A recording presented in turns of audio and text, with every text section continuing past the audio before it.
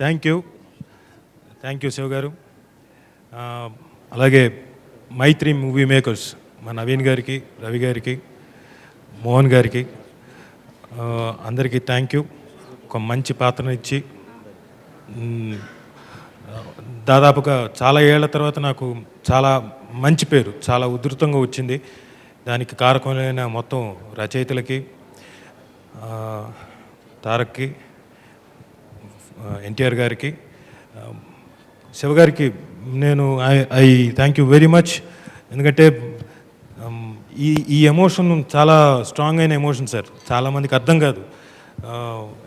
ఏ రేంజ్లో పేరు వచ్చిందో నాకు 2 రోజులు అర్థం కాలేదు.